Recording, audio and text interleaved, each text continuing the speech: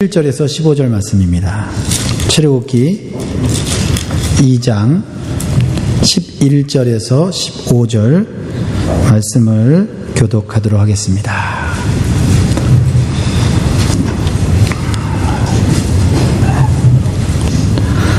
자, 11절 제가 읽겠습니다. 모세가 장성한 후에 한 번은 자기 형제들에게 나가서 그 고욕함을 보더니 어떤 애굽 사람이 어떤 히브리 사람 곧 자기 형제를 치는 것을 본지라. 좌우로 살펴 사람이 없음을 보고 그 애굽 사람을 쳐 죽여 모래에 감추니라. 이튿날 다시 나가니 두 히브리 사람이 서로 싸우는지라.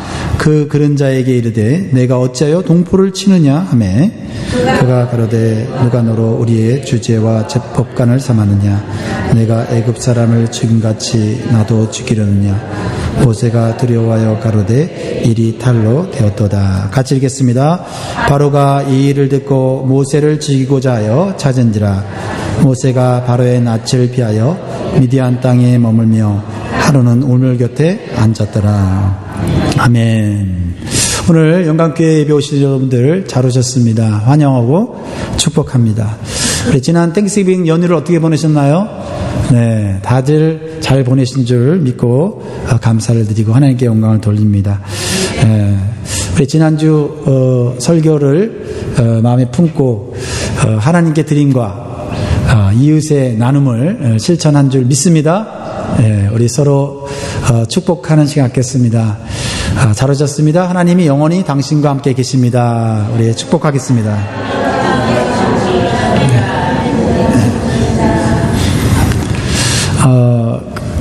다음 주는 대강절이 시작되는 주일이에요. 대강절, 대림절이라고도 하고요. 대림절, The Advent라고 얘기합니다. 주보의 목회 칼럼에 기록해 놓았는데요. 예수님이 탄생하시기 4주 전을 기념하는 그러한 기간이에요.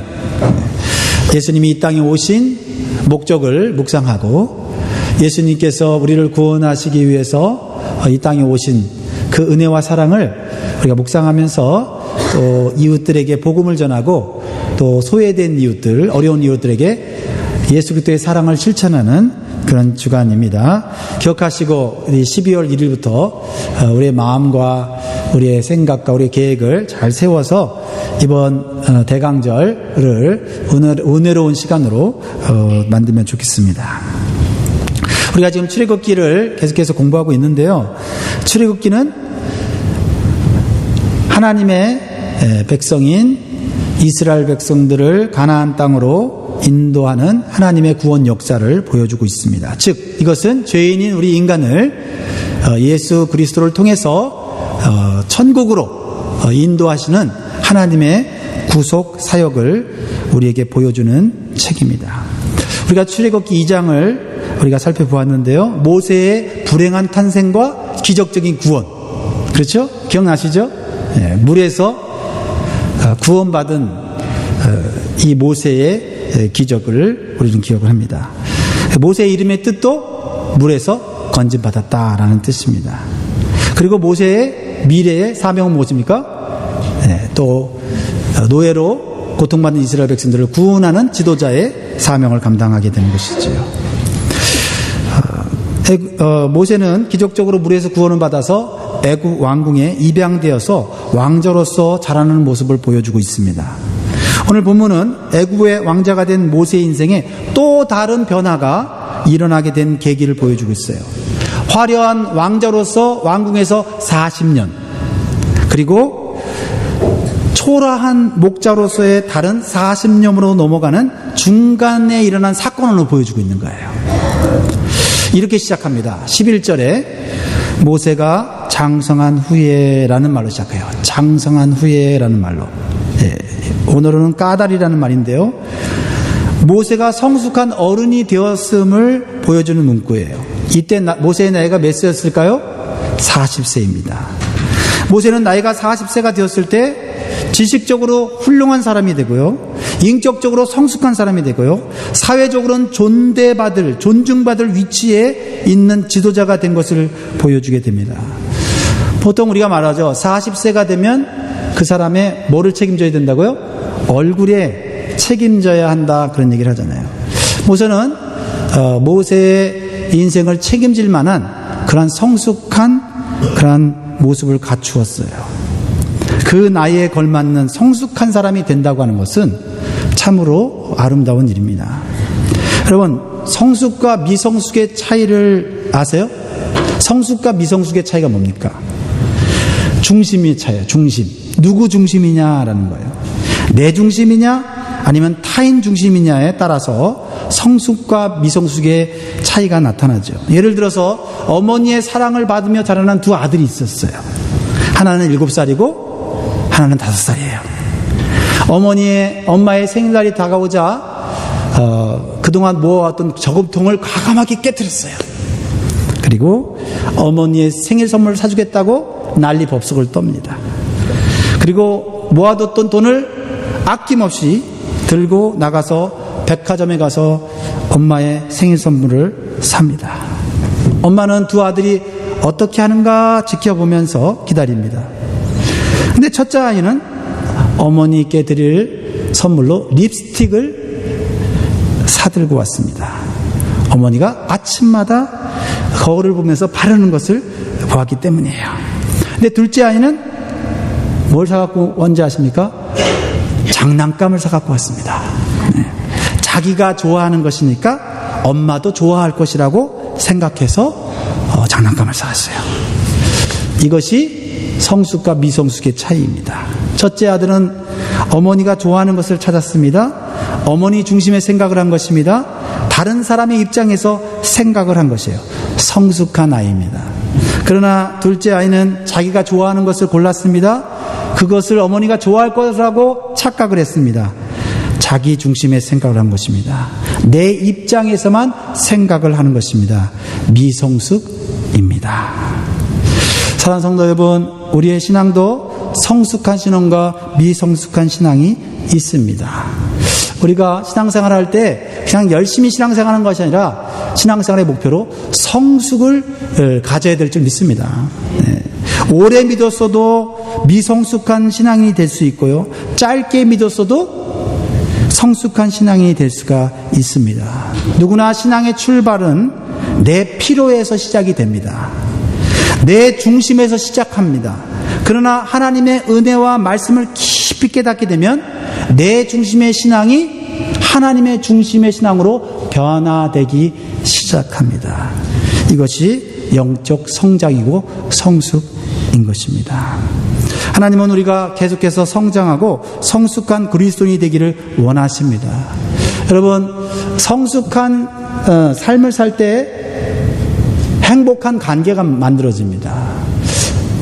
어머니의 생일 선물을 산 첫째 아이가 어머니를 생각함으로 어머니의 립스틱을 샀을 때 어머니의 마음은 훨씬 더 기쁘고 어머니의 관계는 더 깊어질 수가 있습니다. 마찬가지로 우리의 신앙도 우리가 열심히 내 필요한 것을 구하고 하나님으로부터 복을 받기 위해서 신앙생활하는 것도 나쁜 것은 아닙니다. 그러나 우리가 성숙해서 하나님을 기쁘시게 하는 것이 무엇인지를 생각하면서 살 때 우리는 더 풍성한 하나님과의 관계를 맺을 수 있고 그 안에 하나님이 주시는 더 큰 행복을 누릴 수 있다는 사실을 기억하시기 바랍니다. 고린도서 13장 11절에 내가 어렸을 때에는 말하는 것이 어린아이와 같고 깨닫는 것이 어린아이와 같고 생각하는 것이 어린아이와 같다가 장성한 사람이 되어서는 어린아이의 일을 버렸노라. 여러분, 어린아이의 일을 버린 적이 없다면 그 사람은 나이가 들었어도 여전히 미성숙한 사람이에요. 어린아이의 일을 버렸던 기억이 확실히 있다면 그 사람은 성숙으로 나아가고 있는 것이지요. 오늘 본문을 통해 배우게 되는 성숙한 삶이 있습니다. 오늘 본문이 우리에게 보여주는 성숙은 이웃의 고통을 내 고통으로 여기는 마음입니다. 따라합니다. 이웃의 고통을 내 고통으로 여기는 마음. 오늘 11절 말씀해 보면 모세가 그러한 성숙한 마음을 가졌던 것을 보게 됩니다. 11절에 모세가 장성한 후에 한 번은 자기 형제들에게 나가서 그 고욕함을 보더니 어떤 애굽 사람이 어떤 히브리 사람 곧 자기 형제를 치는 것을 본지라. 성숙한 마음은요, 관심과 관점이 바뀌는 거예요. 모세의 관심과 관점은 어떻게 바뀝니까? 모세의 관심은 애굽의 화려한 왕궁이 아니라 동족들이 고난받는 현장으로 바뀌었습니다. 그리고 그는 그들의 고통이 자신의 고통으로 여겨지는 그런 마음을 가졌습니다. 참 아름다운 마음 아닙니까? 기적적으로 물에서 구원받아서 애굽 왕궁의 왕자가 되었습니다. 출세한 것입니다. 성공한 것입니다. 그렇게 화려하고 부족함이 없는 왕국에 살다 보면 밑에 있는 사람, 고통받는 사람을 헤아리기가 쉽지 않습니다. 그러나 이 모세는 화려하고 부족함이 없는 환경 속에서도 고통받는 형제들을 기억하는 아름다운 마음을 가졌다는 것입니다. 바로 성숙한 마음을 가진 것입니다. 여기 11절에 두 동사를 보면 나가서라는 단어가 나오지요. 한 번이 아니라 계속적인 동작을 말해요. 궁전에 머물러서 그 안에서 좋은 것 혼자 누리는 것이 아니라 궁전 밖으로 나가서 궁전 밖에서 고통받는 사람들을 만났다라는 것을 의미하고 있는 것을 보게 됩니다. 다시 말하면 안정되고 안전한 삶을 추구한 것이 아니라 더 의미 있고 가치 있는 삶을 추구하는 행동을 보여주고 있는 것입니다. 또 보더니라는 단어가 있죠. 그 고욕함을 보더니 뭡니까? 그냥 보는 것이 아닙니다. 자세히 보는 것입니다. 나는 이렇게 편안하고 부족함이 없는 환경에 살고 있는데 저 사람들은 왜 저렇게 고통받고 괴롭힘을 당할까 하면서 자세히 살펴본다는 뜻입니다. 다른 사람의 고통에 관심을 갖게 되고 그 고통이 내 고통으로 다가올 때 그 사람은 성숙한 사람이고 그 마음은 하나님이 주는 마음인 줄 믿습니다. 모세는 그 마음을 버리지 않고 계속해서 키워나갔다라는 것입니다. 사도행전 7장 23절에 모세에 대해서 이렇게 평가하고 있어요. 한번 읽어볼까요? 시작. 나이 40이 되매 그 형제 이스라엘 자손을 돌아볼 생각이 나더니. 여러분 나이에 맞는 성숙함을 가지고 있다고 생각하십니까? 네, 그렇다고 생각을 합니다. 그러나 우리는 내 나이에 걸맞는 또는 우리 신앙생활의 나이에 걸맞는 하나님이 원하시는 성숙함으로 나아가는 것에 이제는 좀 더 관심을 갖고 목표를 가져야 될 필요가 있습니다. 하나님은 지도자 모세를 통해서 고통받는 이스라엘 백성을 구원하여 위대한 하나님 나라를 세우고자 계획하셨습니다. 모세는 기꺼이 안락하고 편안한 삶을 내려놓고 하나님의 놀라운 구원 계획에 동참하고자 하는 믿음을 갖게 되었어요. 그러므로 성도는, 믿음의 성도는 하나님의 마음을 알려고 하는 것, 하나님의 마음을 아는 것, 그것이 바로 성숙인 줄 믿으시기 바라요. 히브리서 11장 24절에 25절에 모세의 성숙된 마음을 이렇게 표현하고 있어요. 우리 같이 한번 읽어볼까요? 시작. 믿음으로 모세는 장성하여 바로의 공주의 아들이라 칭함을 거절하고 도리어 하나님의 백성과 함께 고난받기를 잠시 제약의 낙을 누리는 것보다 더 좋아하고. 모세는 하나님의 마음을 알았습니다. 그리고 모세의 마음은 형제를 불쌍히 여기고 구원하려는 진실된 그러한 마음을 가졌습니다.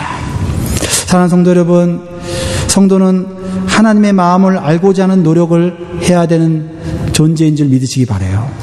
오직 위로만 받고 현실적인 축복만을 구하는 교회 생활은 하나님의 마음을 모르고 살아가는 미성숙한 초보적인 어린아이의 신앙이라는 것을 기억하면 좋겠습니다. 모세와 같이 고통 중에 있는 사람을 외면하지 말고 돌볼 수 있는 그러한 여유와 그러한 믿음을 갖기를 간절히 소원합니다. 2019년도에는 우리 교회와 우리 성도들이 좀 더 많은 고통받는 사람들에게 구제와 또 선교의 그러한 사역을 더 많이 확장해 갈 수 있기를 간절히 소원합니다. 오늘 본문이 가르쳐주는 두 번째 교훈은 성숙한 마음을 가진 사람도 실패할 수 있습니다. 다시 말하면 모든 면에서 성숙한 사람은 없다라는 것입니다. 모세도 마찬가지입니다.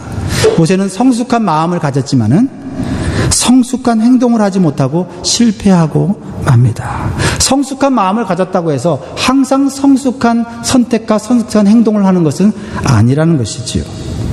11절 말씀 하반절에 보면 이렇게 나옵니다. 다시 한번 11절 12절 같이 읽어보죠. 모세의 분노와 범죄를 보여주고 있는데요. 우리 같이 한번 읽어보겠습니다. 11절 12절 시작. 모세가 장성한 후에 한 번은 자기 형제들에게 나가서 그 고역함을 보더니 어떤 사람이 어떤 히브리 사람 곧 자기 형제를 치는 것을 본지라. 좌우로 살펴 사람이 없음을 보고 그 애굽 사람을 쳐 죽여 모래에 감추니라. 아멘. 너무나도 참 충격적인 사건이 벌어졌습니다. 모세가 동족 히브리인에 대한 폭력적인 애굽인에 대해서 분노를 일으킨 것은 정당한 분노였습니다. 사실 이스라엘 백성들은 노예가 아니었습니다. 그러나 애굽 왕 바로에 의해서 그들은 강제 노역에 동원된 노예같이 그들은 고통을 받았고 인권을 유린당했습니다. 그리고 여기 나온 애굽 사람은 아마 건축 현장에서 감독하는 그런 어떤 지도자급이었을 겁니다. 바로 왕의 명령을 그런 충실하게 실행한다는 그런 기초에서 이 히브리 사람을 죽도록 때리고 있는 모습을 보여주고 있는 것입니다. 그것을 보았던 모세는 그러한 잘못된 방식의 행동에 대해서 분노하였습니다. 우리가 사는 이 세상에는 참 정당하지 못한 방법으로 사람을 괴롭히고 노예처럼 폭력과 고통을 가하는 사람들이 있습니다. 그들을 향하여 우리는 정당한 분노를 가져야 합니다. 그러나 모세는 그 감정을 절제하지 못하고 충동적인 살인을 하게 됩니다. 그리고 범죄자가 되고 실패자가 되고 도망자가 되었습니다. 성숙한 사람도 감정과 혈기를 다스리지 못할 때 실패할 수 있고 죄를 질 수 있다는 사실을 보여주고 있습니다. 잠언 14장 17절에 노하기를 속히하는 자는 어리석은 일을 행하고 악한 계교를 꾀하는 자는 미움을 받느니라 했습니다. 왜 모세가 성숙한 마음을 가졌음에도 불구하고 그는 성숙한 행동을 선택을 하지 못했을까요? 그것은 조급한 마음 때문이에요. 조급한 마음. 조급한 마음은 성급한 판단과 어리석은 행동을 하게 되어 있습니다. 모세는 자신의 나이가 40이 되자 히브리인으로서 왕자가 된 그것은 하나님의 놀라운 뜻이 있다는 사실을 그는 항상 마음속에 기억하고 있었고 그는 구원받은 것에 대한 빚쟁이의 그런 의식을 갖고 있었습니다. 그래서 자신의 민족인 이스라엘을 위해서 뭔가를 해야 한다고 하는 조급한 마음이 들었습니다. 조급한 마음이. 그 조급한 마음이 감정을 절제하지 못하고 결국 실수를 만들게 했습니다. 사람이 마음이 급해지면 이성보다는 물리적인 힘을 의지하거나 사용하게 됩니다. 그래서 모세는 자신의 사회적 지위와 육체적 힘을 이용해서 문제를 해결하려고 한 것입니다. 여러분이 아무리 선한 뜻을 갖고 있다 할지라도 여러분 마음이 조급해진다면 여러분 마음을 살펴볼 필요가 있습니다. 그리고 아무리 조급해도 물리적인 힘을 이용해서 문제를 해결하려고 할 때 반드시 역효과가 난다는 사실을 우리는 계속해서 우리 자신을 교육시켜야 합니다. 모세의 분노는 민족애를 표현하는 거였어요. 자신의 형제인 이스라엘 민족을 향한 아름다운 사랑이었습니다. 그러나 모세는 애굽인의 폭력으로 해결하라는 인간적인 방법을 의지하였습니다. 오늘 본문은요, 하나님의 사람은 인간적인 방법으로는 절대 하나님의 뜻을 이루지 못함을 보여주고 있는 점이 있습니다. 그래서 야고보서 1장 20절에 보니까 같이 한번 읽겠습니다. 시작. 육신의 1장 20절. 예. 네, 그거 보여주세요. 로마서 8장 6절. 로마서 8장 6절 봅시다. 로마서 8장 6절 시작. 육신의 생각은 사망이요 영의 생각은 생명과 평안이니라. 그리고 야고보서 1장 20절에 보면 사람의 성내는 것이 하나님의 의를 이루지 못함이니라 이렇게 말씀하고 있습니다. 모세가 실패한 근본적인 이유는 무엇입니까? 분노한 감정이 사로잡혀서 절제하지 못하고 사람을 죽인 것일 수 있습니다. 그러나 근본적인 이유는 분노의 감정에 사로잡혀서 하나님의 시각을 잃어버렸기 때문입니다. 뭐라고요? 하나님의 시각을 잃어버렸습니다. 우리 믿는 사람에게는 두 가지 시각이 있습니다. 사람의 시각이 있고요. 그리고 하나님의 시각이 있어요. 사람의 시선이 있고요. 하나님의 시선이 있습니다. 어떤 상황과 문제를 하나님의 시각으로 보지 못하면 사람의 시선으로 보게 되고 사람의 눈을 의식하게 돼 있어요. 지금 믿음의 사람 모세는 조급한 마음에 그리고 분노의 감정에 사로잡혀서 하나님의 시각을 잃어버리게 되었어요. 그래서 오로지 사람의 시선만을 의식하는 자리에 들어간 것을 보게 돼요. 12절 보세요. 12절. 모세의 상태를 보여줍니다. 모세 12절 시작. 좌우로 살펴 사람이 없음을 보고 그 애굽 사람을 쳐 죽여 모래에 감추니라. 사람의 고통을 긍휼히 여기고 그 고통을 내 고통으로 여겼던 그 아름다운 이 모세의 마음이 온데간데 사라지고 분노의 감정으로 휩싸였을 때 그는 하나님의 시각을 잃어버리고 사람의 시선만을 중요하게 여기는 그러한 상태로 들어갔다는 거죠. 사람만 보지 않으면 내가 무슨 짓이든 할 수 있다고 하는 마음이 들었다는 겁니다. 얼마나 무섭습니까? 좌우로 살펴 사람이 없음을 보고 사산하게 되고 그는 범죄자가 됩니다. 이러한 인간적인 시각으로는 결코 하나님의 뜻을 이루지 못하는 것입니다. 우리 믿는 사람에게는 사람의 시각과 하나님의 시각이 있다는 사실을 기억하시기 바랍니다.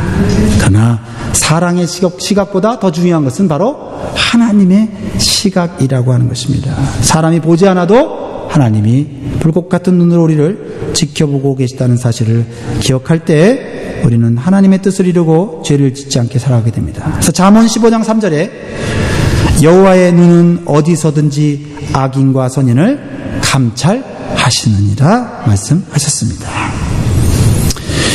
성도가 실패하는 또 다른 이유가 무엇입니까? 우리가 하나님의 때를 모를 때 실패할 수 있어요. God's timing. 내가 어떤 일을 하고자 할 때 내가 디데이로 정해놓은 나의 때가 있습니다. 그러나 우리의 믿음의 사람은 나의 때가 아니라 하나님의 때를 구해야 할 줄 믿습니다. 그래야 실수하잖아요. 모세가 40세가 되었을 때요, 민족을 구원하려는 의로운 생각이 충만했습니다. 정말 멋진 생각 아닙니까? 나는 이렇게 편안한 왕궁에서 온갖 것을 누리는데 내 형제 민족, 저 이스라엘 백성들은 저렇게 고통받고 있는 거구나 하면서 저들을 내가 구원해야지, 저들을 내가 도와줘야지 하는 마음으로 마음이 충만했습니다. 그러나 그때가 바로 하나님의 때는 아니었다는 것입니다. 그러므로 나 혼자만의 의로운 생각으로는 실패할 수밖에 없어요. 모세의 기대와 예상과는 달리 동족으로 생각했던 히브리인들은 모세가 가진 의로운 생각을 깨닫지도 인정해주지도 않았어요. 아니, 오히려 모세에 대해서 히브리인의 얼굴을 가진 애굽 사람이라고 그렇게 단정해버리고 모세를 믿지 않았던 것입니다. 13절 14절이 그걸 보여주고 있죠. 13절 14절이 보면 이런 내용이 나옵니다. 같이 읽겠습니다. 시작. 이튿날 다시 나가니 두 히브리 사람이 서로 싸우는지라 그런 자에게 이르되 내가 어찌하여 동포를 치느냐 하매 그가 가로되 누가 너로 우리의 주제와 법관을 삼았느냐 내가 애굽 사람을 죽인 같이 나도 죽이려느냐 모세가 두려워하여 가로되 일이 탈로 되었도다. 여러분, 하나님의 때가 아니면 나의 아무리 의로운 생각도 아무리 좋은 계획도 실패할 수밖에 없다라는 것입니다.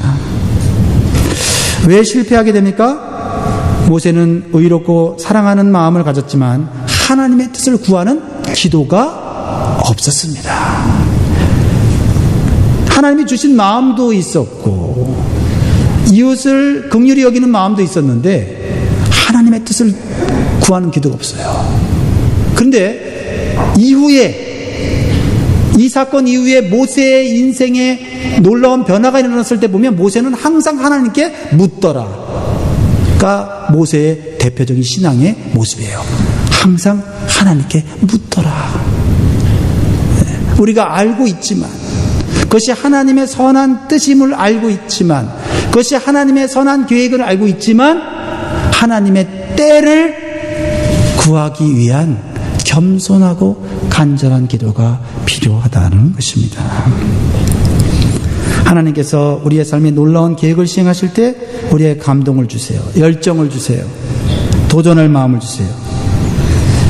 그러나 그러할 때 우리는 하나님 앞에 예수님처럼 하나님의 때를 구하는 기도를 해야 돼요.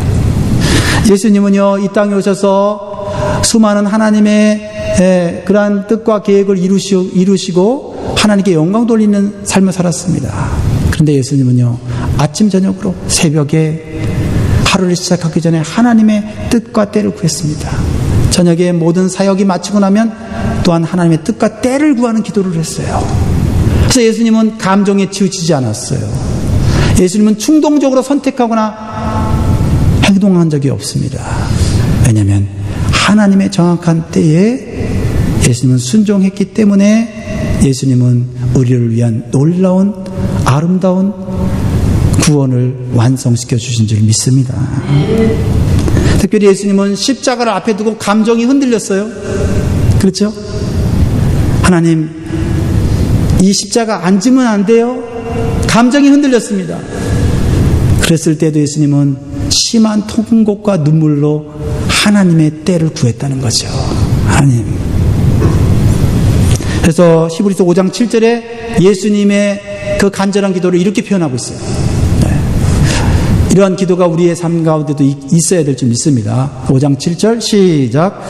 그는 육체에 계실 때에 자기를 죽음에서 능히 구원하실 이에게 심한 통곡과 눈물로 간구와 소원을 올렸고 그의 경외하심을 인하여 들으심을 얻었느니라. 아멘. 우리가 아무리 좋은 뜻을 갖고 있고 좋은 동기를 가지고 있어도 하나님의 뜻과 하나님의 때를 구하지 않으면 성숙한 사람도 감정에 휘말려 실패할 수 있고 죄를 지을 수 있다는 거예요. 그러면 모세를 향한 하나님의 때는 언제일까요? 모세를 향한 하나님의 때는 언제일까요? 하나님의 때는 하나님의 말씀이 들리는데요. 언제 하나님께서 말씀하실까요? 내 의를 내려놓을 때 하나님의 말씀이 들립니다. 좀 어려울 수도 있지만 귀 있는 분들은 들으십시오. 내 의를 내려놓을 때 하나님 말씀이 들려요. 모세는 하나님의 선한 계획과 하나님이 주신 선한 마음을 갖고 있었지만은 모세는 자기 의를 가지고 하나님의 뜻을 이루려고 했어요. 사도 바울은요, 변화되기 전에, 예수님 믿기 전에 자기 의로 충만한 사람이었어요. 그는 하나님의 말씀대로 산다고 착각을 했어요. 그래서 진정한 하나님 말씀이 들리지 않았어요. 하나님 말씀을 자기 방식대로 해석하고 하나님의 아들이신 예수님을 핍박하였습니다. 그래서 예수 믿는 사람들을 감옥에 잡아들이고 심지어는 죽이기까지 했습니다.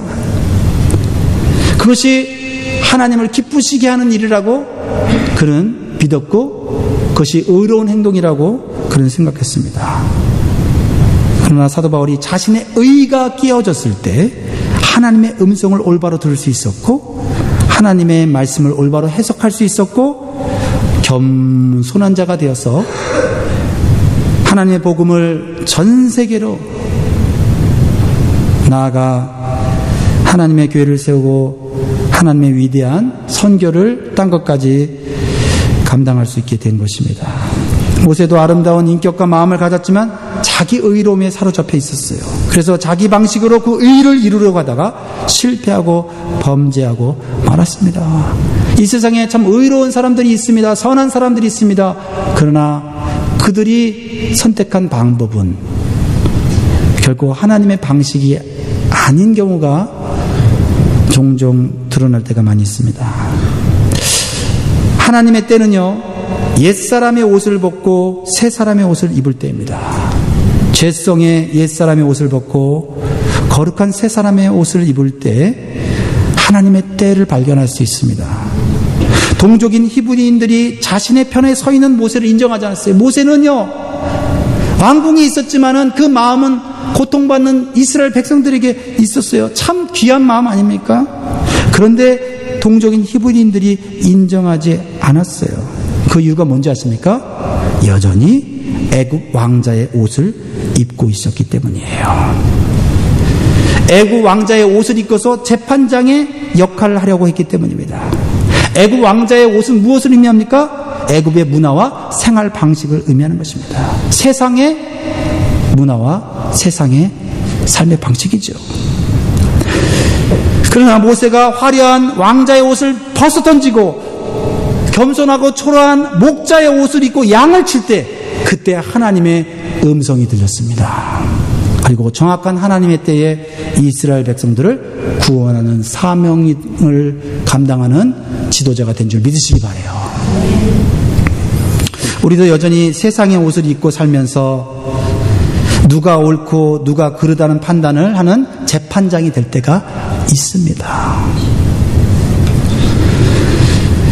우리는 여전히 옛사람의 옷을 입고 살면서 교회와 성도들이 어떻고 저떻고 옳고름을 판단하는 재판장이 될 때가 있습니다. 우리가 재판장의 역할을 하기 전에 죄성을 가진 옛사람의 옷을 벗어 던져야 할 것입니다. 그래야 공동체를 사랑하는 마음이 공동체의 진정한 섬김으로 나타날 수 있고 하나님의 뜻을 온전히 이룰 수 있는 줄 믿습니다. 모세는 애굽의 왕자의 옷을 입고서 히브리인들을 도우려고 했어요. 왜 내가 당신들을 도우려고 하는데 당신들은 나를 인정하지 않느냐? 모세는 속상해 했습니다. 그러나 모세는 옳고 그름을 판단하기 전에, 인정받기 전에 그들과 같은 고난의 옷을 입어야만 했습니다.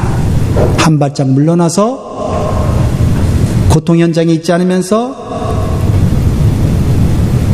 고통받는 사람들을 이해한다고 하는 것은 때때로 그것은 말잔치가 되는 경우가 많이 있습니다. 운동 경기 할 때도 마찬가지입니다. 운동 경기를 바라보는 것과 운동 경기를 직접 하는 것 달라요. 저도 축구를 좋아해서 축구를 하지만 요즘은 축구를 하다가 10분만 뛰면 지쳐서 못 뜁니다. 텔레비전으로 축구 경기를 보면서 선수 한 사람을 평가를 하고 판단을 합니다. 야, 저럴 때는 이렇게 해야지. 야, 그 순간에 패스를 하지 않고 왜 드리블을 하는 거야? 지금은 슈팅을 쏴야지. 왜 머뭇거리고 앉아있어? 하면서 막 판단하고 지적질을 하는 제 모습을 보게 됩니다. 그리고 운동복을 갈아입고 막상 운동장에 들어가면 10분도 뛰지 못해서 헥헥거리고 패스하려고 하는데 공이 딴 데로 날아가는 것을 보면서 운동 경기를 바라보는 것과 운동 경기를 직접 뛰는 것은 엄청난 차이예요. 봉사하는 사람을 바라보는 것과 봉사하는 현장은 달라요. 봉사하는 사람들을 바라볼 때 그들의 부족함과 그들의 연약함이 잘 보입니다. 그러나 봉사 속에 들어가면, 봉사 속에서 힘들고 지쳐 있을 때 우리도 모르는 인간적인 모습, 인간적인 본성이 드러나게 됩니다. 그러나 그것은 봉사해보지 않은 사람은 알 수가 없는 것이죠.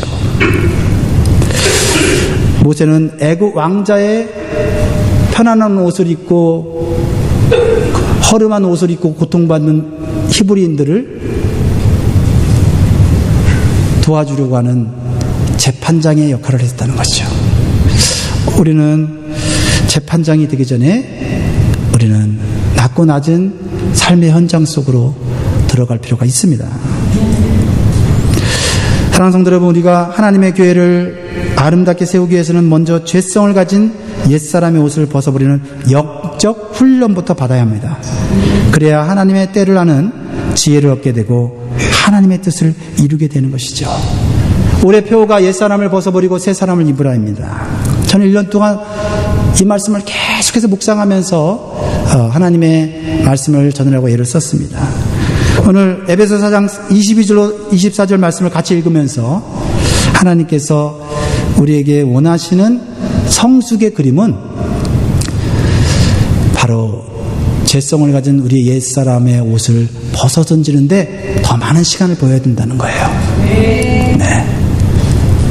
예배 열심히 나오는 것 좋고 기도 열심히 나오는 것 좋은데 그 예배와 기도의 목적 가운데 옛사람을 벗어던지는 목표가 있어야 한다는 것입니다. 네, 에베소 4장 22절 24절 시작. 너희는 유혹의 욕심을 따라 썩어져가는 구습을 쫓는 옛사람을 벗어버리고 오직 심령으로 새롭게 되어 하나님을 따라 의와 진리의 거룩함으로 지음을 새 사람을 입어라. 할렐루야! 할렐루야! 네, 우리의 삶의 우리의 신앙의 목표는 이제 성숙입니다. 하나님 관계를 더 풍성하게 하고 하나님께서 주신 우리의 뜻과 사명을 하나님의 때에 우리가 이루기 위해서는 하나님의 뜻을 구하는 기도로 나아가시는 저와 여러분 되길 주의 이름으로 축복합니다. 우리 찬양 같이 한번 하면서 우리 기도하면 좋겠습니다. 새롭게 하소서 주님, 상한 나의 마음을 새롭게 하소서 주님, 주님 마음 주소서.